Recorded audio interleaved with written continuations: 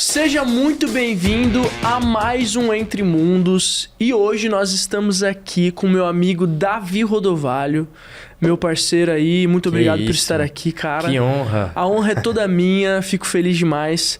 E também estamos com uma pessoa muito especial, o nosso querido amigo Guilherme Kilter. E aí? Pra quem não conhece, ele é o vereador mais jovem de Curitiba. Isso aí. Né? E o segundo mais votado. Segundo mais votado. Cara, direitinho. Muito obrigado por estar aqui. Imagina, eu que agradeço o honra convite. É totalmente nossa. Tamo junto. E eu quero te agradecer. Eu tenho certeza que hoje vai ser um papo muito importante. Sim. Vai edificar muita gente. Que vai ter bastante conteúdo, até porque esse cara aqui tem bastante coisa pra falar. Tem assunto. Muito assunto. Exatamente. Então já vai compartilhando, até antes de escutar, compartilha com aquele teu amigo que precisa ouvir o que nós vamos falar hoje. E eu tenho certeza que vai ser maravilhoso. Sim. Amém? Amém. É isso aí. Guilherme, eu já queria começar te perguntando um pouco da sua história, né? Uhum. Fica à vontade, fica livre aí pra você Claro. se apresentar pra galera. Tá bom. Gente, boa tarde. Como já falaram aqui, meu nome é Guilherme. Prazer estar com vocês, Daniel, Davi. Que esse podcast possa alcançar muitos jovens aí nossos Amém. e edificar muita gente. Falar de política, falar da vida cristã. Eu nasci na igreja, sou de berço cristão. Meus pais da Igreja Batista há muito tempo. Eu sou aqui de São Paulo. A gente começou na Igreja Batista da Água Branca. Depois, muitos jovens, fomos para Curitiba. Eu tinha 3 anos quando a gente se mudou para Curitiba. E lá a gente já entrou na PIB. Eu tenho uma família pastoral, cheio de pastores e nenhum político. Curiosamente, tudo mudou de lado. Legal. E cresci nesse ambiente, comecei a servir nos jovens, liderança, no ministério. E fui me engajando cada vez mais nisso, na igreja. E aí você sabe como é que é, né? Você passa quinta, sexta, sábado, domingo na igreja, vai servindo, cria gosto pela coisa. Na faculdade foi minha primeira grande decisão, decidi fazer relações internacionais, porque eu gostava dos assuntos, história, geografia, direito, política internacional, economia. Falei, Legal. cara, essa faculdade tem os assuntos que eu quero, vou estudar isso daí. E comecei a me aprofundar mais nisso e também entrou muito na área da política. A política internacional era a matéria que eu mais gostava. Eu falei, opa, peraí, acho que aqui tem alguma coisa, né? Só que daí no meio da faculdade veio a pandemia. Daí todo mundo foi para online, eu fazia faculdade presencial, mudei para online. Já trabalhava na época com emprego de auxiliar administrativo, nada muito voltado para nenhuma das áreas. E na pandemia eu descobri o marketing digital. Comecei a criar conteúdo para as minhas redes, fazia conteúdo cristão. Comecei no TikTok, depois fui para o YouTube, Instagram, e a coisa foi evoluindo. Fui agregando público ali, falando desse assunto. E aí eu comecei a me profissionalizar no marketing. Eu gostei do negócio, falei, cara, vou virar social media, começar a aprender estratégia digital, marketing digital. Comecei a trabalhar em uma agência, aprendi tráfego pago, comecei a atender vários clientes, várias empresas, diversas áreas. Legal. E eu me achei ali, falei, cara, marketing é a minha área, comunicação, quero continuar aqui. Só que vida de agência eu não gostei muito, assim, você sai... cliente, entra funcionário, é uma loucura, muita gente sai e entra. Eu falei, queria um negócio mais longo prazo. E aí a gente atendia a PIB, que era a minha igreja, na agência, e a menina que estava no marketing da igreja saiu de licença maternidade, não voltou mais. E eles me chamaram falando, Gui, você já atende a gente, você é daqui, vem trabalhar aqui. Eu falei, pronto, estou no emprego dos sonhos, né? Trabalhando na área que eu gosto, na minha igreja, com as pessoas que eu amo, com propósito, vou ficar aqui o resto da vida. Na época o Michel, que é pastor titular da igreja, tinha acabado de assumir. Então eu falei, não, a gente vai ter trabalho pra caramba junto, vamos fortalecer as redes sociais e tudo mais. E comecei, fiquei 1 ano e meio lá, até que eu continuei com as minhas redes sociais, o conteúdo cristão. E aí, um dia eu saio do culto dos jovens, sábado à noite, vou pro McDonald's com meus amigos, abro o meu Instagram e tá lá uma mensagem do Deltan Dallagnol, que foi procurador da Lava Jato, prendeu Lula, foi deputado federal, foi cassado. E é uma grande referência, né? E eu, caramba, a mensagem dele, ele falando, Gui, vi agora teu conteúdo agora, aqui nas redes sociais, você tem que vir pra política, vem trabalhar comigo, quero te treinar, te ensinar a ser candidato, a ser o Nicolas Ferreira de Curitiba. Eu falei, meu Deus do céu. Do nada, assim, eu tinha visto um vídeo, mandou mensagem. A gente já tinha se conhecido uma vez na época da campanha, eu produzi um podcast lá com o pastor da igreja, mas ele nem lembrava, então, e fazia tempo. E aí eu falei, cara, isso não é normal, né? Não é todo dia que isso acontece. Eu vi uma porta se abrindo, fui falar com os meus pais, falei com os meus pastores, falei, olha, tá acontecendo um negócio aqui, eles não, acho que é de Deus mesmo, ora por isso. Comecei a colocar diante de Deus, a refletir, falei, olha, eu acho que de fato eu tenho uma inclinação para a política, eu já estava entrando cada vez mais nesses assuntos no meu conteúdo. Nos últimos acontecimentos da política ali na época, a gente estava vendo absurdo atrás de absurdo, o STF cada vez mais autoritário, o Deltan sendo cassado, foi na época da cassação dele, e foi interessante, ele me ligou uma hora, eu estava pensando em uma proposta, ele me ligou, era o dia da cassação dele, ele falou, cara, eu estou sendo cassado, vão tirar meu cargo lá de deputado, Mas eu tô convencido de que cortaram a minha cabeça, eu preciso colocar 100 novos no lugar pra gente fazer a diferença. Uma andorinha sozinha não faz verão. Então vamos junto, eu quero que você se candidate e tal. Ali eu falei, não, vamos pra cima porque esse cara tá com propósito, tá pensando em futuro. E aí eu comecei a trabalhar com ele nas redes sociais dele, no marketing, comunicação. E daí a gente se filiou no Novo, Partido Novo. Eu identifiquei que é um partido que tem os mesmos princípios, valores, combate à corrupção, que dá espaço pra gente trabalhar, dá liberdade, defesa da liberdade. E eu falei, pronto, aqui a gente tá em casa para fazer um bom trabalho. E aí comecei a trabalhar e me inteirar desse mundo político. Porque uma coisa é você ver a política de fora, outra coisa é você tá ali dentro, e os grupos, os partidos, quem é o quê, quem faz o quê. Dá até pra gente entrar nesse assunto depois. Mas comecei a vivenciar mais isso durante um ano. E aí no final do ano decidi me candidatar. No final do ano passado falei, não, eu olhei para a Câmara de Vereadores em Curitiba e vi que não tinha ninguém que representava o que eu penso, com os mesmos princípios e valores de um cristão, mais à direita, falando, cara, até tem gente de direita, mas é gente ruim. É gente que não faz uma política boa, que tem projetos péssimos, que dá um mau testemunho, que gasta milhares de reais com gasolina, com carro, com não sei o quê. Eu falo, cara, não é essa política que eu quero fazer. É com esses valores, mas de outro jeito. Então eu vou me candidatar. E aí me candidatei, a nossa campanha foi um sucesso, assim, o pessoal abraçou muito. E 50% da Câmara foi renovado. Então, os vereadores antigos, mais da metade, 52%, saíram. Então, mostra muito do que a população curitibana estava querendo. Eu fui o segundo mais votado, como você falou, o mais jovem, o quarto mais jovem da história da Câmara também. E muitos dos que entraram, antes o mais jovem que entrou tinha 34 anos na última legislatura, em 2020. Agora o mais jovem sou eu com 23. E tem vários de 27, 26.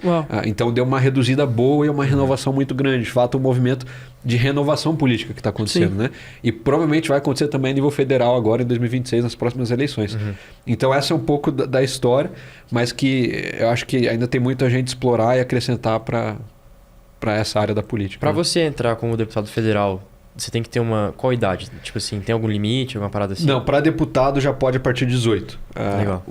A idade de senador e governador a partir de 30, se eu não me engano. Precisa conferir depois, dá um Google aí. E presidente é 35. Legal. Eu acho que é isso, se eu não estou enganado. Aí você precisa cumprir seu mandato como vereador para poder entrar como federal ou não? Não precisa. Eu estou como vereador, se eu saio candidato daqui 2 anos para deputado federal, para deputado estadual, o que for, e eu não ganhar, eu volto a vereador normalmente, eu continuo o meu mandato. Se eu ganhar, eu preciso sair, eu deixo meu mandato com o suplente. O suplente que a gente chama é o cara que não entrou, né? Então vamos supor, nosso partido fez 3 cadeiras lá. Tem 3 vereadores do nosso partido. São os 3 mais votados do partido, né? O quarto mais votado é o primeiro suplente, é o cara que não entrou. Então se alguém desses 3 sai, o quarto entra. Daí se alguém dos outros 3 sai, entra o quinto. Então fica por ordem de votação. Então se eu saio, entra o suplente, ele cumpre os 2 anos finais e eu fico como deputado. A lógica é essa, né? Mas a gente ainda está estudando a possibilidade, se eu saio ou não para federal. Eu preciso muito ouvir o meu eleitor, o cara que me colocou lá, se quer que eu saia ou não. Mas a verdade é que o partido precisa de deputado federal por causa da cláusula de barreira que a gente chama dos partidos. Foi aprovada uma nova lei que tem o objetivo de reduzir o número de partidos em 2026, ter cada vez menos partidos. Então, se o Novo não bate 3 deputados federais ou 2,5% dos votos espalhados em 9 estados, o partido perde fundo eleitoral, perde tempo de TV, sufoca o partido morre. Então, a gente precisa de muitos candidatos a deputado federal. Estou colocando diante de Deus, estou analisando as possibilidades para ver se a gente pode ajudar nisso ou não. Né? Cara, o que você falou agora é massa, você está colocando diante de Deus, porque a gente vê muito deputado que tem princípio cristão, mas não é cristão mesmo, né, cara? Tipo assim, eu acho que até onde eu sei, o único que é cristão mesmo, assim, que pelo menos parece, né, que eu já conheci também, é o Nicolas. E de resto, mano, eu não vejo muitas pessoas, assim, que são cristãs, tipo, crente mesmo, assim, cara que ora, que vai pra igreja, que acredita na palavra de Deus. Sim. Né? E você vindo aí com essa proposta nova de um cristão de verdade dentro da Câmara, é uma ideia excelente. Eu vejo, e às vezes é por isso que o jovem talvez não se interessa tanto por política, porque não vê referencial lá dentro, né, cara? Exatamente. O Nicolas foi o primeiro jovem cristão de verdade que entrou e falou, olha, peraí, é uma possibilidade, é um caminho, né? Sim. Mas é isso, a gente não tem... você olha, antes do Nicolas, quem que tinha? Putz, um cara jovem cristão, não tinha. Não tinha. Então, é algo que a gente precisa ir na frente, estabelecer o referencial para puxar uma galera. Eu vejo a mesma coisa. A minha idade, eu tenho 18, né? A galera da minha faixa de idade, tipo dos 15, vamos dizer, até os 20. Ou até a idade do Daniel, 22, perto da idade de vocês. Tipo assim, cara, né, nas últimas eleições eu não lembro eu não tenho nenhuma memória de algum jovem cristão que se elegeu, que tipo assim, que conseguiu entrar na Câmara. Sim. A única referência que eu tinha na política, na verdade, era o meu avô, porque meu avô foi deputado federal Mas, né, 2006, eu tinha acabado de nascer, ele tinha acabado de ser eleito. Então, tipo assim, cara, é uma parada que acho que é massa, que o Brasil tem que acordar pra isso, né? Sim. Que o jovem tem que acordar pra isso, porque se a política, se o cristão não se posiciona na política, pode acabar com o país, né? Pode completamente trazer um país pra ruína. Total. Porque, né? E a gente tem que se perguntar, às vezes, Davi, qual que é o papel da igreja nisso tudo, né?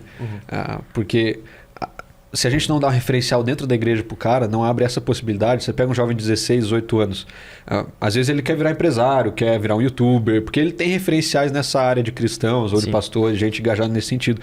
Mas, cara, vira um servidor público. Servidor público?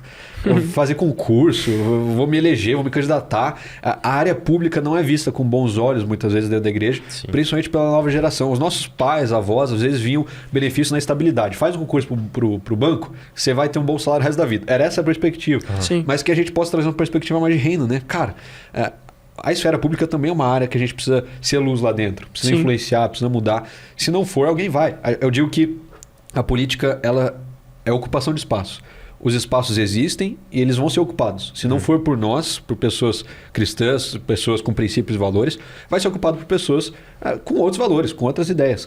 E vai influenciar diretamente na nossa vida. Sim. Então, se a gente não mostra o espaço que precisa ser ocupado, não mostra que existe um caminho, isso desde cedo. O cara que está no ensino médio, ele pode ocupar o Grêmio Estudantil, pode ocupar o Conselho da Juventude. O cara que entrou na faculdade, tem o diretório acadêmico, tem o DCE. O cara que quer se candidatar, quer vir para algum cargo. Tem vários cargos no legislativo, no executivo, que ele não precisa se candidatar, mas pode ocupar trabalhando, um estágio ou alguma coisa assim. Então, a gente precisa mostrar essa possibilidade e incentivar, né? Isso às vezes falta. Perfeito. Uma coisa que é muito importante é a gente entender os valores, né? Por quê? Você sempre está falando assim, eu preciso estar lá porque não tem alguém com os mesmos valores que eu. E uma coisa que você escuta muito é que política e religião não se misturam. Né? E eu acho que é a maior mentira. Por quê? Eu gosto muito de uma coisa que o Tim Keller fala, que ele fala assim, que a religião é a resposta para 3 perguntas que todo mundo faz. O que é o homem, o que é a vida e o que acontece depois que a gente morre. Sabe? E o ateísmo responde essas 3 perguntas. O que é o homem? Uma matéria e nada mais além disso, uma evolução de um animal. O que é a vida? É a obra do acaso. O que acontece depois que você morre? Nada. Então, o ateísmo é uma religião. E parece que não tem problema nenhum do ateísmo estar na política, mas se um cristão fala que quer ir para a política, aí a gente já começa a associar a corrupção, a gente já começa a associar igreja não pode receber políticos e não sei o que, e não sei o que lá. Só que a gente tem que entender que... E aí, cara? A igreja não pode receber político, mas o ateu tá lá influenciando uma massa. O que a igreja vai fazer? A igreja não vai influenciar? Porque a política, ela define a minha liberdade. A política define o que eu posso falar nas redes sociais. A política define se a minha igreja vai ficar aberta ou não. Sacou? A política vai definir se a minha Bíblia vai ser adulterada ou não. Então, sabe o que eu fico imaginando? Eu fico imaginando que hoje a galera de esquerda que está sendo doutrinada nas faculdades, que é outro assunto que a gente pode entrar, que tem hoje 17 anos de idade, acabou de sair do ensino médio, talvez daqui 40 anos é o futuro presidente, pô. São os futuros deputados, são os futuros... Com o Namorato, no nosso episódio, a gente falou exatamente sobre isso. Que tipo assim, cara, às vezes você não se posiciona na faculdade, você deixa de pregar no seu curso, aí você faz direito, você faz relações internacionais. Você deixa de pregar no seu curso, deixa de falar de Jesus para um amigo seu, esse cara é o futuro presidente. Sim. E aí, por causa que você deixou de pregar para ele, talvez ele não recebeu a palavra, talvez ele não se converteu. Sim. Então, tipo assim, a gente tem que ter esse entendimento de que é essencial a gente levar a palavra de Deus para dentro da faculdade e tem que tomar muito cuidado, principalmente em levar a palavra de Deus para os cursos que tem essa relevância. Porque se a gente tem medo, eu tenho medo de levar para a galera do direito, eu tenho medo de levar para a galera da medicina, porque eles são muito, né, os bonzão. Cara, tipo, a gente tem que entrar com tudo, cara, nessas faculdades. Porque senão, mano, o inferno vai tomar tudo, velho. A oportunidade é única, né? E nesse assunto, quando a gente fala de a política não se mistura com a religião, eu vejo 2 polos de culpa nisso. Eu vejo uma igreja que muito tempo demonizou a política, o cara que ia pra política era visto como o cara que, putz, vai se corromper, vai se desviar. A política, o mal intencionado. Só tem... enfim, era uma visão de nojo, assim, putz, cara, política não entra nisso. E tem o outro lado que não queria a igreja engajada na política. A gente... Vamos pegar um exemplo extremo, que não é o caso, mas o nazismo. O que aconteceu no nazismo? o Estado invadiu a igreja. O Hitler fez uma Bíblia nazista, colocou mais 3 mandamentos lá, colocou o Reich, né, ele como centro do evangelho, fechava as igrejas que iam contra, perseguia, prendia os pastores que eram contra. Então ele pegou a religião e tomou posse, o Estado tomou posse. E o que as pessoas não entendem é que o Estado laico, ele está aí para proteger a igreja do Estado e não o contrário. A gente vive em um país que tem 70% de cristãos, católicos e protestantes. Ou seja, o país é cristão. Legal. Então, o objetivo não é proteger o Estado de que a igreja vá, invada o poder, tome o controle. Nossa, agora só vai poder ser católico, agora só vai... Não é essa a ideia. Quando a gente volta no tempo, essa ideia de separar Estado e religião já vem com Jesus. Ele fala, dai a César o que é de César, dai a Deus o que é de Deus. Perfeito. Jesus coloca essa separação. Então a gente não vai pagar imposto para a igreja, a gente não vai dar devoção para o político. A gente vai fazer cada um do seu devido, na sua devida moeda. E aí o que acontece? A igreja católica vem, só que ela começa a se misturar com os príncipes e os reis. Então, muitas vezes o príncipe e o rei pediam apoio da igreja católica, eles tinham terras, eles tinham domínio, eles tinham poder. Era a igreja que estabelecia o rei ou não, quem era. Então, a igreja invadiu muito o campo da política. Aí a gente teve uma guerra, a guerra dos 30 anos na Europa, e aí fez a separação do Estado laico, que constituía que o Estado não poderia ter uma religião oficial. Então o Estado não podia impor ao cidadão, mas ainda assim a Europa toda, o Ocidente como um todo, continuava cristão. Tanto que o papel da educação era da igreja. A igreja católica que educava as crianças para que elas pudessem ler a Bíblia. Perfeito. E aí depois o Estado vem com o iluminismo e toma controle disso daí. Fala, não, peraí, a gente vai educar as crianças. Aí Napoleão pega e fala, institui lá a educação obrigatória, o Estado vai educar todo mundo, e aí coloca uma visão mais cientificista, mais laicista, e as coisas começam a mudar, e hoje a gente tem essa herança até agora. Então o cara, quando ele vai na escola, ele aprende que o Estado laico é um Estado ateu. De que não vai misturar, demonizam a igreja, fala que absurdo a igreja não pagar imposto. Cara, a igreja chega onde o Estado não chega. Onde é dominado pelo tráfico, lá no Morro do Rio de Janeiro, o pastor entra, o político não entra. Então, a igreja tem um impacto muito maior, às vezes, do que o próprio Estado, do que as próprias escolas, do que as próprias ONGs. Com certeza. Então, a gente tem que entender esse impacto e levar isso em consideração para mostrar isso para a galera, senão fica sem referencial. Perfeito. Cara, que importante, né? E é um assunto que eu não vejo muito sendo tratado dentro das igrejas, e quem trata é apedrejado. Exatamente. Sim. Eu ia falar isso agora, porque todo mundo na época de política fica quietinho. Quando começa a acontecer, tipo, as pessoas sendo eleitas, querendo voto e tal, a igreja parece que cala, fica tipo, todo mundo quietinho. E quem se posiciona, aí fica dando palco pra político, fica aí querendo ganhar dinheiro, porque o político paga pra entrar na igreja pra ficar ganhando voto, não sei o que, fica sendo mal visto, cara. Mas não é o caso. Não é o caso. E acredito que a igreja ela precisa ter sabedoria na forma de como vai entrar na política ou não. Sim. Eu acredito de fato que a política eleitoral é uma área mais delicada, partidária, digamos assim, né? A igreja se envolver com um partido específico, porque não tem partido 100% cristão, não tem partido 100% limpo, sempre vai ter um ou outro ponto da visão que vai discordar. Sim. É natural que surjam candidatos de dentro da igreja, e aí a igreja pode dar uma estrutura, pode dar um suporte, pode apoiar. Mas o que eu acredito é que a igreja tem que se envolver na política civil. Ocupar os espaços, ter um diálogo com a prefeitura, ter um diálogo com os vereadores, estar dentro dos conselhos da prefeitura, tem conselho da juventude, tem conselho... em Curitiba tem quase 40 conselhos municipais que a prefeitura tem que ouvir esses conselheiros para executar as suas políticas públicas. E por que a igreja não está lá?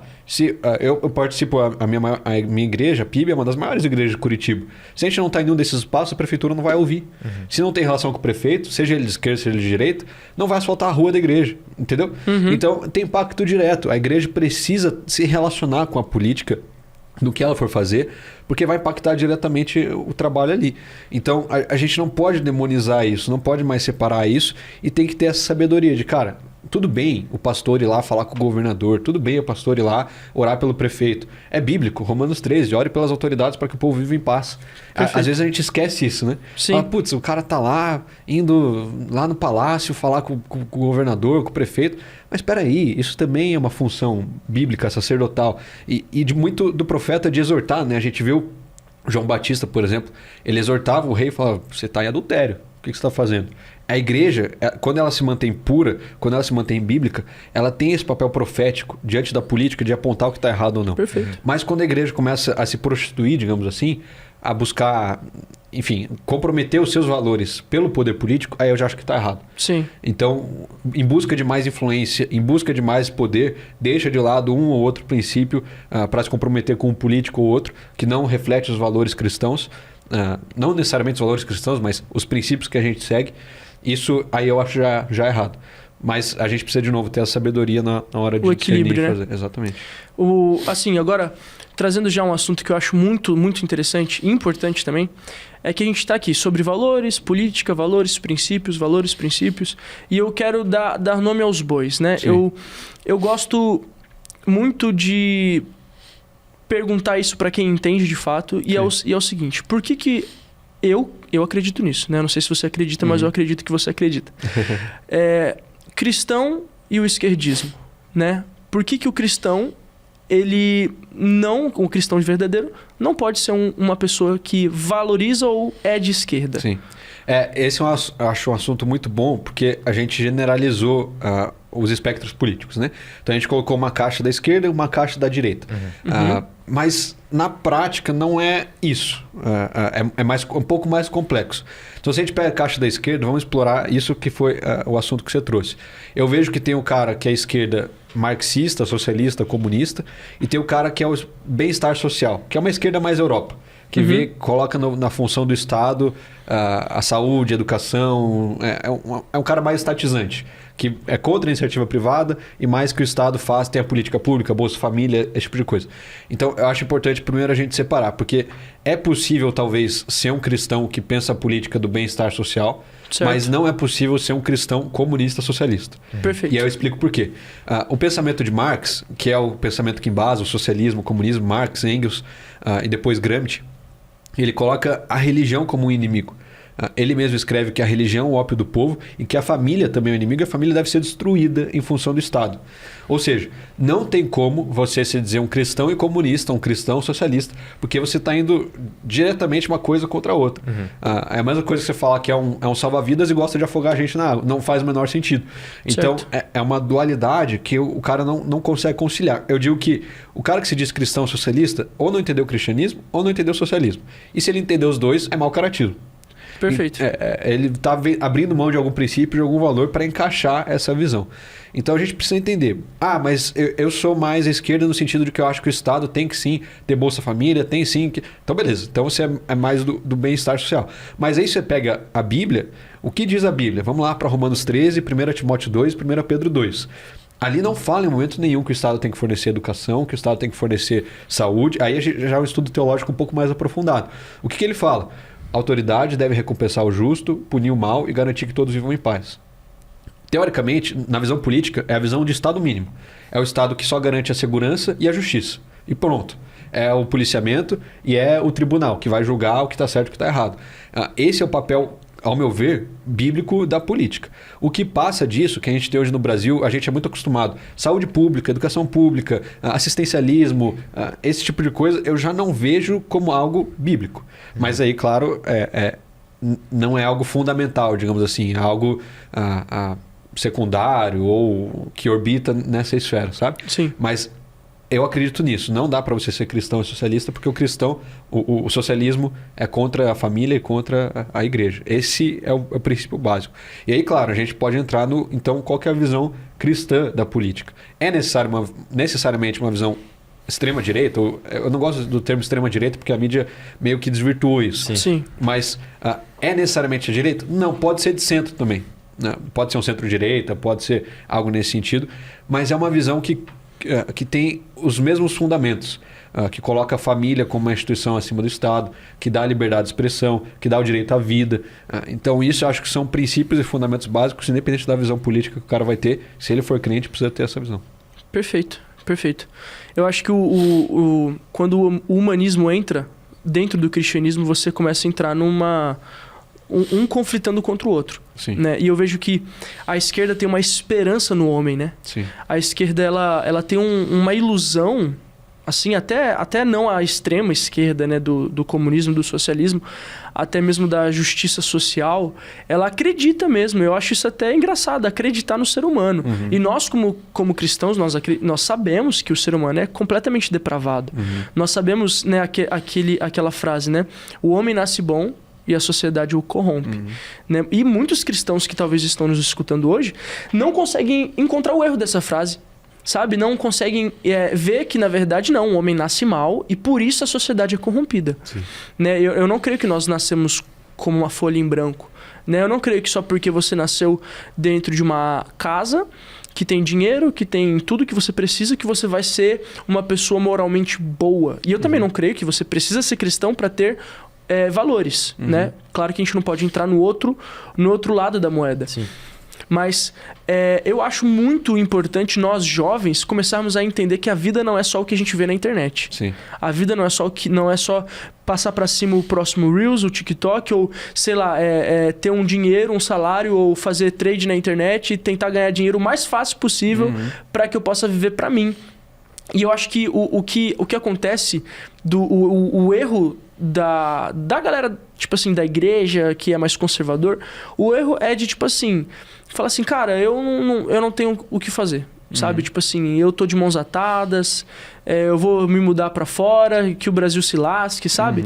E tipo assim, e eu fico muito feliz de ver você, porque você é um jovem que tem muita coisa pra fazer, só Deus sabe o futuro que te aguarda, né? E a influência que você ainda vai gerar dentro da nossa nação, mas, cara, eu vejo que dentro desse assunto, tipo assim, não, cara, a igreja tem que tocar nessas esferas. Nós precisamos mostrar que não existe política perfeita, né? Porque a política perfeita é só em Cristo Jesus quando Ele voltar e governar sobre nós.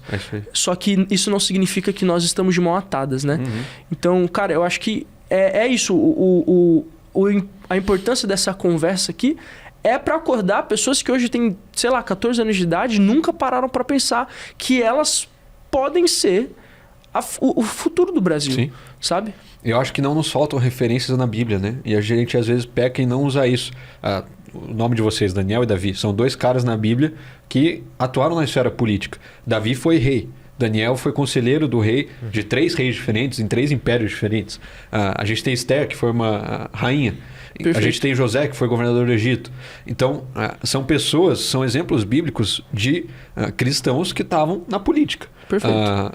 E a gente precisa mostrar isso para o jovem e falar, olha, é uma possibilidade. Às vezes a gente deixa de lado, não, é o Antigo Testamento, e pega só a parte dos discípulos, dos apóstolos, fala, vai ser missionário, vai pregar, vai ser pastor. Beleza, tem esse lado. Mas também tem essa parte aqui que a gente não pode ignorar. Falar, cara, você está nas esferas de poder, você está atuando ali. Esther pediu que os judeus fossem assassinados, massacrados. Só de estar lá e fazer a diferença e pleitear isso para o rei. Daniel, enfim, os exemplos são vários, a gente pode aprofundar na história de todos eles. Mas a verdade é que eles fornecem referenciais para a gente que muitas vezes a gente não está usando. Você falou outra coisa interessante, eu acho que nós como cristãos precisamos entender um pouco mais as ideologias que nos cercam, né? Tem um livro bem legal para quem estiver assistindo, Visões e Ilusões Políticas. Eu recomendo que todo jovem que está entrando na faculdade principalmente compre, leia e estude. Legal. A gente tem o marxismo de um lado e o conservadorismo do outro. Eu digo que nenhum dos dois são 100% cristãos. O marxismo ele sequestra valores do cristianismo, o conservadorismo empresta. Mas é isso que você falou, a visão de mundo humanista predomina nos dois. No cristianismo, a gente tem uma narrativa muito clara. O ser humano foi criado por Deus, caiu no pecado e tem Jesus, a sua salvação, a sua redenção. Aqui, desses dois lados, a história é diferente. O conservadorismo vê o ser humano como mal e a tradição sendo a única reforma possível para manter a sociedade em ordem. Certo. Então não tem o papel salvador de Jesus, não tem a responsabilidade do pecado. Mas tem uma forma mais tangível de solucionar os problemas da sociedade. O marxismo não. O marxismo vê o ser humano como bom, em um estado utópico atinge o comunismo em que todos vivem em igualdade de condições. Quais valores ele sequestra? O marxismo traz essa questão de que todos foram criados iguais diante de Deus. E a igualdade é sim um princípio bíblico, né? Nós somos imagem e semelhança de Deus, mas ela leva ao extremo em que já não há mais um Cristo que nos salva, mas há um coletivismo que nos leva a uma utopia e redime o todo. Então isso também é errado. E a gente não pode cair nessa falácia, porque é algo que a gente só vai viver plenamente em Cristo. Quando Sim. todo mundo morrer, for redimido, for pro céu, acabou. Ali vai ser todo mundo 100% igual. Aqui nessa terra nunca vai existir essa condição. Agora, o conservadorismo ele traz essa solução mais individualista e da liberdade. Então, também em Cristo nós recebemos toda a autoridade, nós fomos feitos único, exclusivamente, cada um pensado as obras, né, que Deus preparou para nós de antemão. Então a gente tem ali um individualismo e a gente tem essa questão da tradição, de que, peraí, uma coisa é você fazer uma revolução, outra coisa é você usar todo o histórico, e a gente tem a sabedoria de Provérbios, Eclesiastes, usar tudo que já foi feito, aprender com o passado e fazer as mudanças necessárias. São duas visões políticas, mas nenhuma é uma visão, é uma cosmovisão que nos serve enquanto cristãos. Então, Perfeito. eu enquanto político, enquanto vereador cristão, eu uso muito mais o lado do conservadorismo. Falo, cara, esse é um lado melhor, é uma política pública melhor, mas não é o conservadorismo que vai te salvar. Então, se você está vendo no conservadorismo a chance de salvação e redenção da humanidade, peraí que você foi longe demais. Não esquece que você é cristão. Não esquece que não é isso que vai salvar a humanidade. Então, às vezes a gente precisa colocar esses limites e falar, olha, dá para usar essa visão aqui na política pública, mas não é ela que deve embasar a tua vida, a tua visão de mundo, né? Então, acho importante a gente ter isso claro também. Perfeito, cara. Perfeito. Sobre a faculdade, né? Você entrou na faculdade. E a gente estava conversando mais cedo que a faculdade é um ambiente, ao mesmo tempo que é importante, é um ambiente onde muitos se perdem. Sim. Então, como que foi para você chegar na faculdade e se encontrar com toda a tentativa de doutrinação que existe, não importa em qual faculdade você esteja? Sim. Entendeu? Como que foi para você ouvir, receber informações novas? Eu não sei se na verdade eram novas para você, mas que são novas para muitas pessoas que entram na faculdade. Mas e você veio e triunfou, né, ali dentro. Você veio e saiu, assim, aparentemente saiu mais preparado do que antes. Sim. Eu acho que hoje a faculdade é um ambiente de provação para todo jovem cristão que vai entrar. Porque, querendo ou não, a gente vive em uma bolha, né? Ainda mais quando a gente é criado num berço cristão, quando a gente está servindo na igreja faz muito tempo, desde jovem. A gente não está acostumado a conviver com pessoas que pensam muito diferente da gente. Então, quando a gente entra na universidade, a gente tem um choque de realidade. Fala, peraí, esse não é só esse mundo que existe. E na política eu estou me acostumando cada vez mais com isso. Eu estou em um treinamento aqui agora em São Paulo, por exemplo, que tem vereador do PT, do PSDB, do PV, do PL, de todas as visões ideológicas políticas possíveis. E eu tenho que sentar na mesa e conversar com todo mundo sobre política pública. Eu aprendi que a política é você conversar com os diferentes sobre os objetivos comuns. Legal. Então, você tem uma visão de mundo 90% diferente da minha, mas a gente converge em 5%. Vamos conversar desse 5%, o que a gente pode fazer junto para melhorar? Então, eu preciso conseguir sentar com um cara do PT, do PSOL e falar, eu e você concordamos que as mulheres precisam ter os seus direitos protegidos. Como que a gente pode fazer isso? Você pensa através da ótica do feminismo, eu através do cristianismo. Mas às vezes a gente consegue encontrar uma política pública... Um senso comum. Um senso comum. Então, é esse tipo de sabedoria que a gente precisa ter. E na faculdade, é esse primeiro choque que você vai ter. E aí você precisa estar preparado. Enquanto a gente não conhecer, a palavra também fala que o povo de Deus padece por falta de conhecimento. Sim. Então, se a gente não tem um entendimento do mundo, e também a gente sabe que o mundo jaz no maligno, que o mundo tem o pecado, e a gente não tem como superar isso sozinhos. Então a gente precisa entender a realidade do outro, entender os argumentos e às vezes a história de vida. Nós precisamos ter compaixão também. Às vezes o ambiente da faculdade, muitas vezes para nós que somos cristãos, somos mais conservadores de direita, é um ambiente extremamente belicoso, de dificuldade. Você vai lá, o cara vai te odiar, você vai falar que você é crente, vão te chamar de padre, vão falar que você é homofóbico, vão falar que você é machista. Peraí. Essa pessoa, ela pode ter uma história por trás disso. Ela pode ter um pai ausente, ela pode ter alguém que machucou ela, pode ter um professor que xingou ela. Então, a gente tem que ter o preparo mental, o preparo intelectual de saber a linha de raciocínio da pessoa. Por que ela é feminista? O que diz o feminismo? De onde vem o marxismo? Qual que é a linha base? E a gente precisa saber os contra-argumentos disso para argumentar com ela, mas nós também precisamos ter uma visão empática, de compaixão, para que o evangelho também alcance essa pessoa. Perfeito. Então, é muito fácil a gente entrar na faculdade e comprar briga com todo mundo. E falar, não, peraí, eu sou de direita, eu penso nisso, acredito nisso. E aí a galera automaticamente vai te isolar. E a tendência é você ficar isolado mesmo com aqueles 3, 4 amigos seus que pensam a mesma coisa que você, não se pronunciam muito, fazem sempre o mesmo grupo de trabalho e vivem nesse ambiente belicoso. isso é um perigo, porque como que você vai alcançar pessoas para Jesus nesse sentido? Você se fecha, você constrói muros. Então, na faculdade, eu aprendi com o tempo a conversar com quem era diferente de mim também. Você tem que ter sabedoria para fazer isso, né? Porque se você... Exatamente, eu percebo isso que no meu primeiro semestre de faculdade, eu curso psicologia, né? E no meu primeiro semestre, cara, era assim, o medo de falar alguma coisa e instantaneamente ser trucidado. Porque... Tipo assim, eu sou de uma família cristã também, né? Meus pais cristãos, meus pais pastores, meus avós pastores. E eu estudei numa escola cristã minha vida inteira. E chegar na faculdade e ver a realidade completamente diferente me deixou um pouco abalado, né? Vamos dizer assim.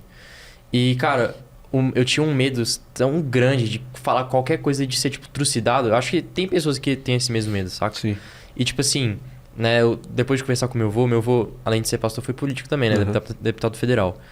Daí, conversei com ele e ele falou, cara, você tem que... Duas coisas, tem que ter sabedoria.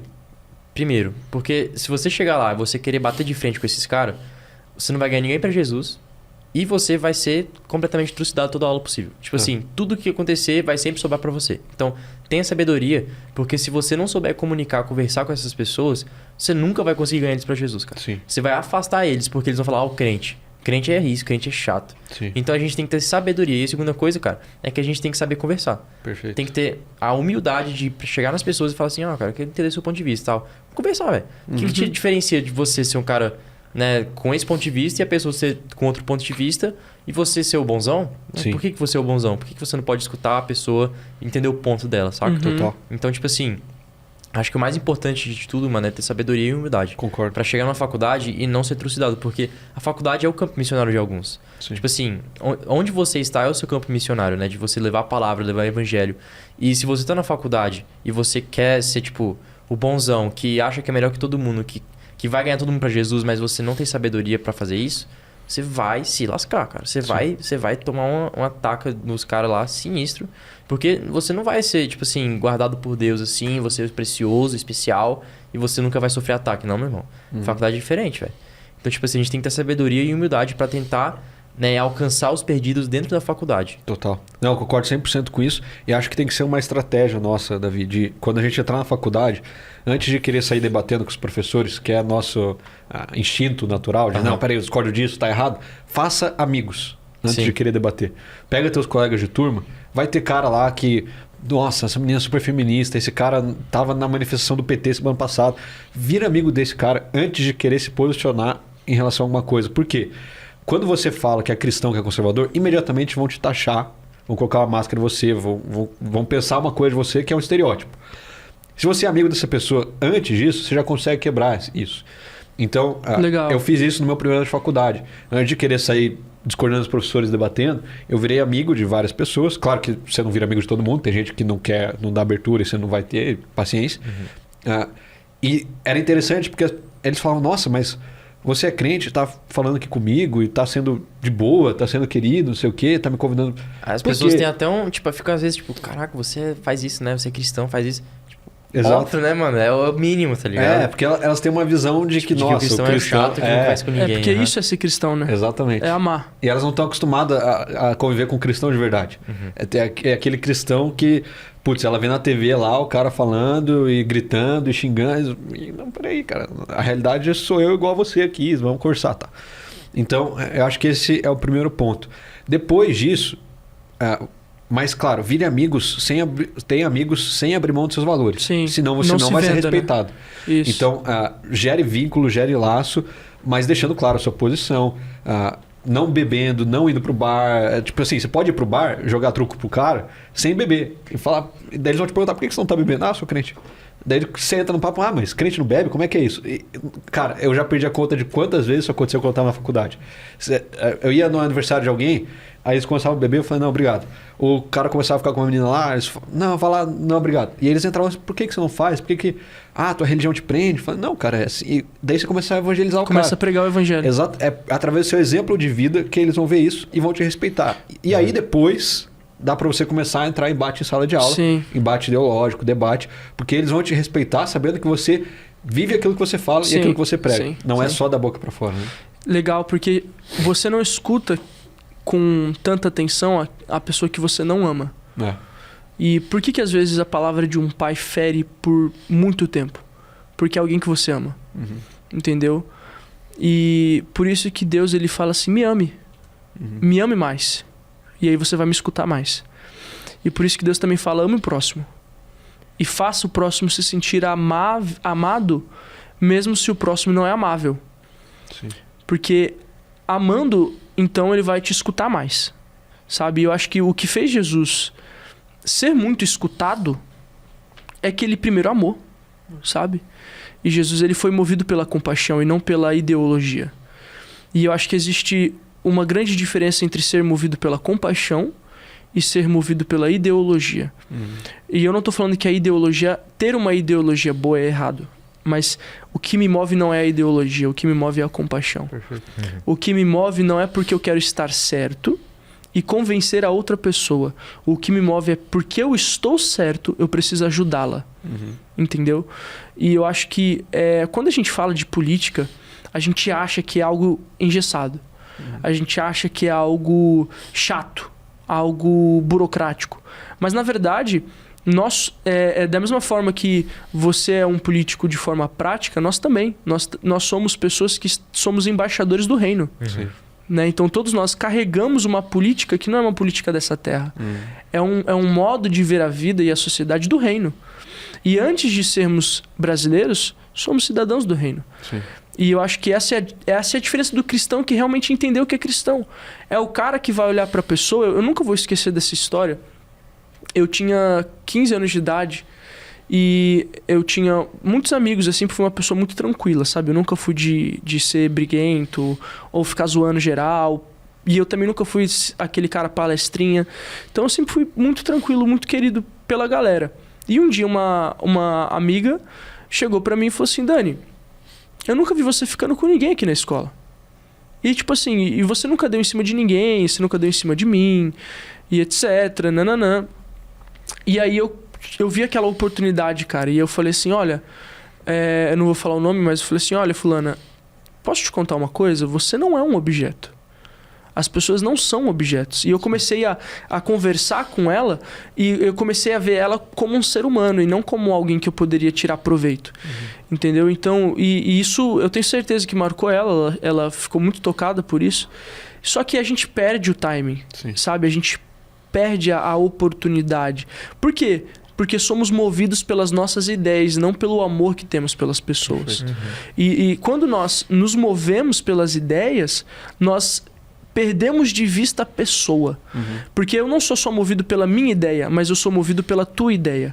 Então, se você tem uma ideia, sei lá, marxista, esquerdista, feminista, tudo isso que você pode imaginar, que não seja a minha ideia, eu não vejo mais a pessoa. Eu vejo a ideia que a pessoa carrega. E eu acho que isso é roubar a humanidade das pessoas. Sabe? E a gente não pode roubar a humanidade das pessoas. Então, o que vocês estavam falando, eu estava refletindo sobre isso. Por quê? Porque, cara, o segredo continua o mesmo. Amar o próximo. Sabe? Quando aquele fariseu chega para Jesus e pergunta, quem é o meu próximo? Eu falei, meu irmão, que pergunta diabólica, velho. Porque ele estava tentando ele fazia essa pergunta para tentar esquivar da responsabilidade de amar até a pessoa que, meu irmão, não dá pra amar com tanta qualidade essa pessoa aqui. Então, peraí, Jesus, quem que é o meu próximo? Só pra eu saber quem que eu não preciso amar. E aí Jesus, ele quebra as pernas do cara. Porque ele fala assim, todos, sabe? Todas as pessoas são seu próximo. Ame a todos, sabe? E eu acho que esse é o nosso papel, sabe? De entrar na política, de entrar na faculdade, de entrar no ambiente do mercado de trabalho, às vezes na família, de não roubarmos a humanidade do nosso próximo. Total. Eu acredito que a gente tem que lembrar nesse sentido que Paulo escreve para nós dizendo que nossa batalha não é contra carne nem sangue, mas contra principados e potestades.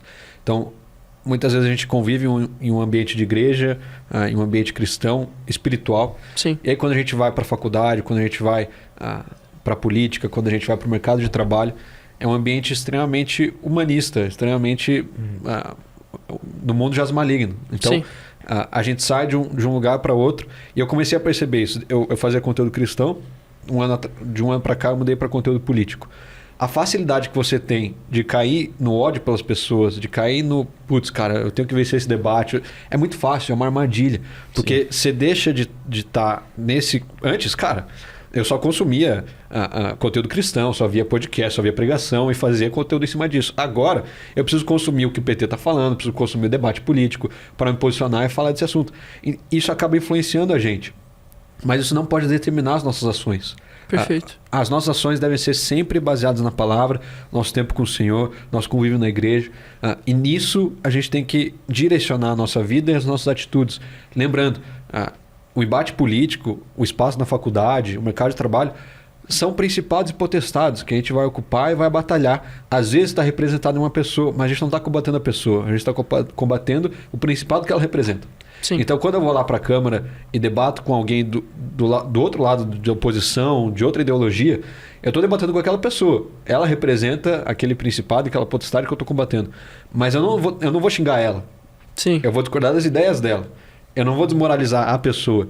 Eu vou desmoralizar o sistema de crença dela. Sim. Então, é com essa sabedoria e essa astúcia que a gente tem que agir. A palavra também fala que a gente seja inocentes como a pomba e astutos como a serpente. Perfeito. Por quê? Nós precisamos ter inocência de olhar para as pessoas com amor, com compaixão, com bondade, de ser amável, de querer trazer essa pessoa para Cristo. Uhum. Mas nós precisamos ser astutos de... Peraí, essa pessoa está se aproximando porque ela quer alguma coisa ou porque ela tem interesse no que eu estou falando? Peraí, eu estou em um ambiente seguro para eu abrir isso, para falar aquilo, e nós precisamos ter essa análise e estar o tempo todo em oração. Perguntando, Senhor, o que o Senhor quer de mim aqui, agora? O que o Senhor quer que eu fale? Quer que eu me posicione aqui ou não? Tem várias situações que eu estava na faculdade, o professor falou alguma coisa que eu discordava, ou começou um debate que eu discordava, e o Espírito me falou, não fale nada, não se posicione nisso. Tá bom? E tinha outras vezes que começavam a falar e queimava dentro de mim, se posiciona, fala alguma coisa. A gente tem que estar sensível ao Espírito. A gente tem que lembrar que antes do que a gente está vendo, do que a gente está vivendo, existe uma realidade espiritual que embasa isso. Então, não tem como eu estar nesse ambiente e querer ser espiritual lá sem ter primeiro essa consciência, essa sensibilidade espiritual. Uhum. Isso a gente precisa lembrar enquanto cristãos nesses ambientes, né? Perfeito. Cara, isso é essencial. Eu acho que o cristão e também ter esse conhecimento, né, para entrar nos ambientes é muito importante, porque tipo assim, isso que você falou sobre ver os podcasts não, tipo, as coisas do PT. Cara, eu não tenho coragem de assistir nada do PT. E tipo assim, pra você estar lá dentro, você tem que entender o outro lado, saca? Sim. E você entender o ponto de vista das outras pessoas, até às vezes não é nem pra entender pra você, tipo, eu concordo, só pra entender mesmo, pra tipo, saber o que essa pessoa pensa. Isso é muito importante e como cristão, a gente tem que ter essa tolerância, né? Tipo, de pegar, assistir e, tipo, não ficar julgando, tipo, nossa, que bicho burro, que cara otário, meu Deus. Só, tipo, entender, tipo, chegar assim, cara, não, beleza, eu entendi o ponto de vista dele, tá bom. Sim. E aí, você chegar para um argumento, para um debate, você chega muito mais preparado do que quando você pegar o vídeo, assistir o vídeo e ficar tipo assim, nossa, que bicho otário. Aí chega no debate, só sabe falar coisa tipo de machucar, sabe? Tipo, de aquelas alfinetadas. Às vezes é bom. Não vamos mentir, né? Dar uma alfinetada no esquerdista é bem legal, mas... Tipo assim, às vezes a gente tem que chegar com conteúdo de verdade, tipo, com argumentos bons. E a gente só consegue isso tendo, né, esse discernimento quando a gente vai ver os vídeos que a gente produz, quando a gente vê os vídeos que o TikTok recomenda, o Reels recomenda, sei lá, que seja. Então a gente tem que ter muito, muito cuidado também no que a gente assiste, porque chega uma hora que se o conteúdo que você consome é só aquilo, é perigoso, né? Tipo assim, eu nem imagino o quanto de conteúdo você deve consumir, né, pra poder argumentar, pra poder ver isso tudo. E tipo assim, você é um cara que tem preparo. Mas tem pessoa que tá assistindo que talvez não tenha esse preparo todo. Sim. E aí começa a consumir porque acha que consegue. Mas aí quando vai na hora do debate, do argumento, tudo que ela consome é só coisa ruim. E aí, cara, não dá bom. Aí acontece uma série de coisa ruim. E aí ela fica se questionando sobre o posicionamento dela. Tipo, cara, será que eu tô certo mesmo? Tipo assim... a gente precisa ter um fundamento sempre muito bom, né? Sim. Antes de querer contra-argumentar ou conhecer mais o inimigo, digamos assim, né? Então a gente precisa saber quais são as nossas bases, as nossas crenças, o que a gente acredita ou não, principalmente a cosmovisão cristã de forma geral, né? E claro, política pública, o que fundamenta ou não. Mas uma coisa que me ajudou muito para quem está entrando na faculdade ou quer ir agora também para política, nesse ambiente, o que mais ajuda é você conhecer o Deus da pessoa. Sim. Calvino fala que nosso coração é uma fábrica de ídolos. Legal. Então todo mundo tem algum Deus. Todo mundo tem algum principado, alguma coisa que adora muito, que venera. Se você conhece isso, você consegue analisar a pessoa e discernir ela e dissecar completamente. Sim. Então, o que acontecia muito? Estava na faculdade, começava a falar de Jesus para alguns amigos. Tinha um cara que era o cara do mercado de trabalho. Cara, eu quero ficar rico, quero ganhar dinheiro e tal. O Deus dele é o dinheiro. Tinha o cara que queria pegar todo mundo na festa, fazer um... Cara, o Deus dele é o sexo. Daí tinha outro que só gostava de beber. Cara, o Deus dele é bebida. E daí quando você identifica isso daí, você vai conversar com o cara, você sabe o que ele pensa ou não, sabe qual é o objetivo dele. Na política é a mesma coisa. Eu vou conversar com o vereador, com o deputado, com não sei quem. Eu preciso sentar e ouvir, tá, o que você quer? Eu quero cargo, eu quero aquilo, eu quero mais influência. Então o Deus dele é o poder. O Deus dele é o sexo. O Deus dele... E aí fica muito mais fácil de você entender as pessoas, o ponto de vista delas, o pensamento delas e levar a conversa para onde você quer. Então, se eu quero falar de Jesus pro cara, eu preciso saber o que eu estou combatendo. Então, é muito difícil hoje a gente falar com um cara que é 100% ateu na ideia do ateísmo, né? De não acredito em nada, o Big Bang, essas coisas. É difícil existir isso hoje. No Brasil a gente tem uma espiritualidade mais superficial, enfim. Mas se a gente não consegue ter essa sabedoria, esse discernimento de identificar na pessoa aquilo que ela adora, a gente não vai conseguir nos posicionar com a sabedoria necessária e o discernimento que a gente precisa. Então, faça esse exercício aí em casa com o teu convívio, os teus amigos, e daí você vai saber, claro, orar por eles e discernir as tuas palavras também. Acho que é o mais importante. Perfeito. Porque o pecado ele é uma solução que prejudica, né? Sim. Então, e a idolatria é uma solução que prejudica. Então, toda idolatria é tentar solucionar o mesmo problema, sabe? Que é a ausência do Criador. Né? Então, é exatamente isso, porque a criatura precisa do Criador. E quando a gente se encontra sem isso, a gente procura algo para dar sentido para a vida. Eu gosto muito da frase de um alemão, eu não vou lembrar o nome dele, ele não é cristão, ele é psicólogo. Ele fala assim que o homem é capaz de suportar tudo, menos a falta de sentido. Ele é um psicólogo e ele fala que o que mais fere o ser humano não é guerra, não é luto, não é fome, não é pobreza, é falta de propósito. Porque quando se tem propósito, você consegue passar pela guerra, pelo luto, pela fome, pela pobreza. Então, isso você vê até no cristianismo, quando Paulo fala, né? Considero tudo como menos do que lixo, tudo como perda, a fim de ganhar a Cristo. Então, se você dá propósito para a criatura que tem sede de propósito, meu irmão, ela suporta tudo. Ela suporta humilhação dentro de uma faculdade, ela suporta bullying. O problema é quando o cristão ele entra na faculdade sem entender o sentido, sem entender o propósito, sem entender o verdadeiro valor da vida, sabe? Porque é difícil, cara. É difícil não ser aceito. Sim. Nós não sabemos lidar com rejeição. É difícil você chegar num ambiente onde tem 30 pessoas e todo mundo te odeia. Sacou? Tipo, e ninguém vai com a tua cara. Às vezes a culpa é sua porque você foi um cara chato, né? Porque Jesus, ele foi odiado só que pelos religiosos, não pelos pecadores. Mas às vezes você vai ter que lidar com o fato de que mesmo sendo uma pessoa, às vezes, legal, você vai ser odiado, cara. Sim. E é difícil lidar com isso. Eu lembro muito bem das vezes que eu tava na escola e minha professora de português, ela sempre promovia debates. E, cara, eu tinha que falar. Sabe? Tipo, por exemplo, aborto. Cara, eu tinha que falar. Não tem como um cristão ser a favor do aborto. E isso, Daniel, acaba que às vezes... Isso que eu falei um pouco... Acho que antes, agora... Tipo assim, deixa você questionando os seus próprios princípios, né? Tipo, todo mundo começa a bater em você, começa a te argumentar, começa a, falar mal de você. Aí você, cara... começa a querer se apropriar os padrões das outras pessoas porque você não se sente aceito. Sim. E a aceitação é uma das coisas que o mundo hoje busca. Todo mundo busca ser aceito. Né? Busca uma comunidade para estar junto, uma comunidade para servir, uma comunidade para ser aceito. E quando a gente na escola, ou principalmente, né, na faculdade, que é um ambiente bem mais hostil, a gente tá nessa busca por aceitação e a gente expõe nosso ponto de vista.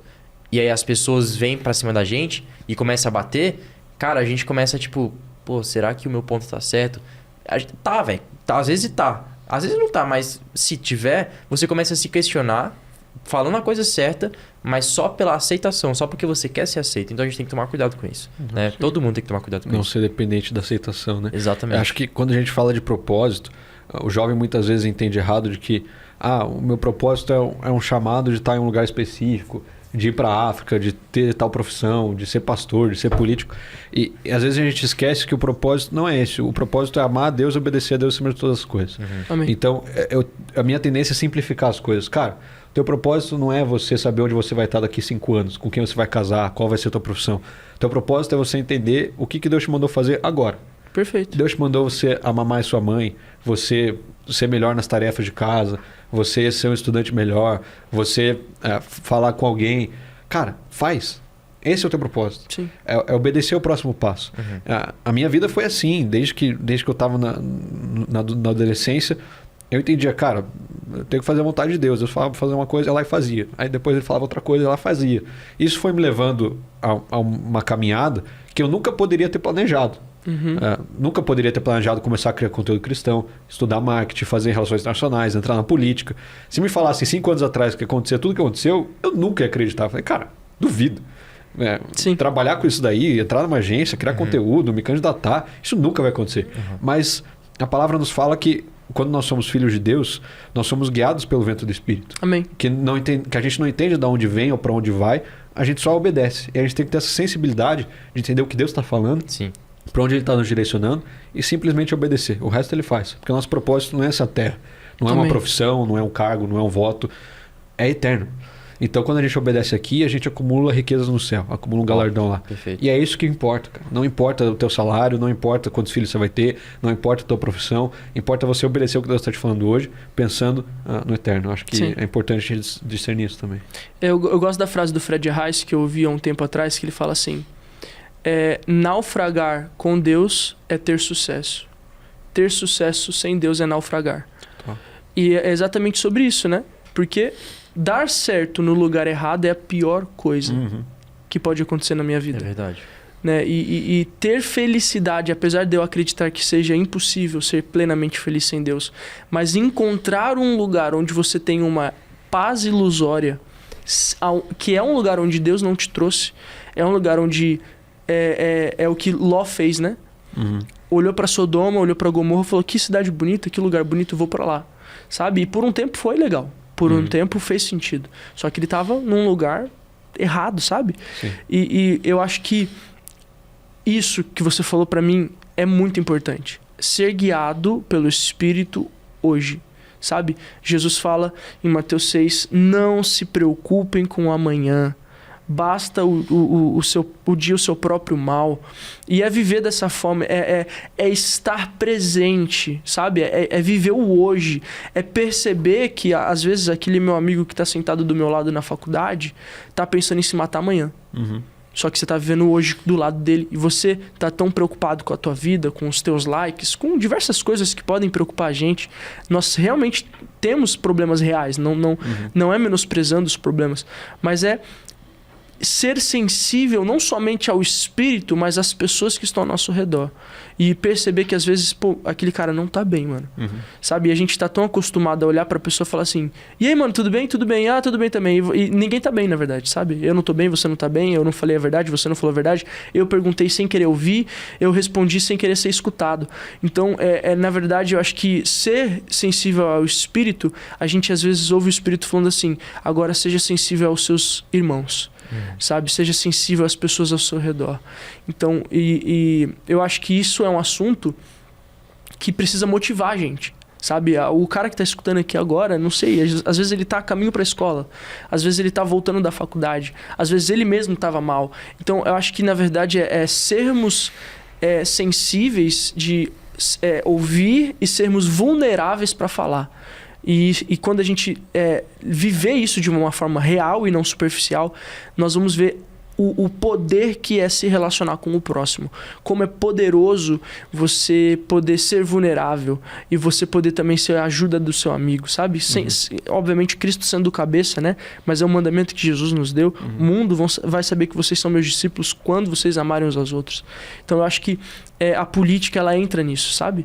Por quê? Porque, mano, a política é o quê? As relações. São as relações da sociedade. E como que a gente vai querer determinar algo se não estamos ali? Sabe? sabe? Então, cara, isso aquece o meu coração. Ainda mais saber que você, sendo jovem e tendo essa mentalidade pura, esse coração puro, você tem isso como propósito no que você está fazendo. Glória a Deus, glória a Deus. Tem uma frase do Bonhoeffer, ele fala, de nada adianta você correr dentro do corredor de um trem que está indo para o lado oposto que você quer. Então, às vezes a gente está desesperado, correndo para o lado errado, sabendo que a gente está em um trem que a gente não devia estar.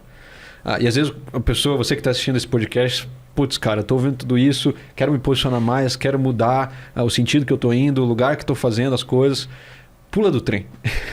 Entra no trem certo, entra na estação que Deus tem para você, que eu não sei vocês, mas tá às vezes dentro de um ônibus, você não sabe para onde está indo, é a pior sensação do mundo. Cara, eu tô perdido, onde é que eu tô? Sim. Eu tô no ônibus certo, tô no trem certo. Você fica desesperado porque você não tem a paz de espírito do propósito que você tá ali. Você sabe que você devia estar em outro lugar.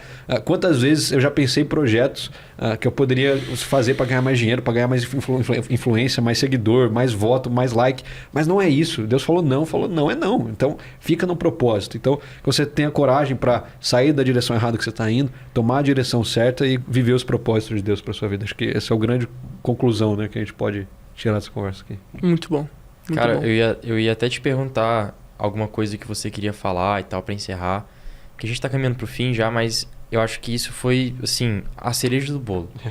Tipo, eu não precisei nem perguntar, porque, cara, isso é muito sério. As pessoas entrando no trem errado e caminhando na direção contrária do trem errado ainda. Tipo assim, tá fazendo tudo errado. Cara, às vezes você tem que fazer um sacrifício para você poder retomar aquela ida para onde você tá indo, saca? Então, acho que isso é muito importante, ainda mais fazer o sacrifício certo por Cristo. Sim. Né? Até porque o maior sacrifício foi por nós. Sim. E todo o sacrifício que nós fazemos é muito pouco. Então a gente tem que aprender a fazer os sacrifícios certos. Isso aí. Não fazer sacrifício à toa, mas os sacrifícios certos. Isso aí. Perfeito. Com certeza. Perfeito. Meu amigo, quero te agradecer pelo tempo que você compartilhou com a gente. Eu tenho certeza que muitos jovens acordaram para uma realidade que não necessariamente, pô, vou ser o próximo presidente, mas, tipo assim, eu vou fazer a diferença aonde eu estou. Sim. Sabe? Eu acho que essa tem que ser a mensagem que a gente quer passar. E eu quero te agradecer por isso. Muito obrigado. Se você quiser passar um conselho rápido para alguém que está entrando na faculdade agora e tem medo de se perder. Sim. Às vezes o conselho pode ser alguma coisa, algum conteúdo, algum livro. Às vezes seguir ele no Instagram, claro, e ficar atento a tudo. É uma boa dica. Não, cara, eu diria, se você está entrando em um ambiente agora de faculdade, mercado de trabalho, de política, antes de mais nada, tenha um fundamento em Deus. Tenha seu tempo com Deus todos os dias. Busque o Senhor, busque a face dele, a revelação dele para a tua vida. Aí você vai ter uma direção do que fazer, do que se posicionar ou não. E segundo, esteja preparado. Se posicione, estude, conheça o que você pensa, o que você acredita, e conheça o que o outro pensa, o que o outro acredita. Saiba contra-argumentar, esteja preparado em tempo e fora de tempo, porque a gente nunca sabe o que vai acontecer, a situação que a gente pode enfrentar. Então, que a gente possa sair daqui com um senso de propósito, entendendo nossa função e vivendo nosso propósito. Acho que esse que existe. Se você quiser seguir nas redes sociais, é gui.kilter lá, Instagram, Twitter, TikTok, tá tudo igual. Perfeito. Guilherme, muito obrigado. Tamo junto. Obrigado. Deus te abençoe. Convite. Que Deus te abençoe cada vez mais e que você possa compartilhar com todos os seus amigos, com todas as pessoas aí que você acha importante, que precisam ouvir o que foi falado. E é isso aí. Muito obrigado, Davi. Uma honra. Que isso, eu que agradeço, Dani. Obrigado, Gui. Tamo junto. Foi um prazer, foi muito bom o papo. Né? Eu nem vi o tempo passando, porque foi muito conteúdo em muito pouco tempo e foi muito rico. Então, né, obrigado mais uma vez por estar aqui com a gente, foi uma honra. Já vamos marcar a parte 2, né? É isso aí. Por favor. Com certeza. Vamos pra cima. Mas é isso, cara. Obrigado você que está assistindo. Né? Compartilha esse vídeo com as pessoas que você acha que precisam ver. Curta esse vídeo também e não esquece de se inscrever no nosso canal. Tamo junto. Conto com vocês para assistir o nosso próximo vídeo também.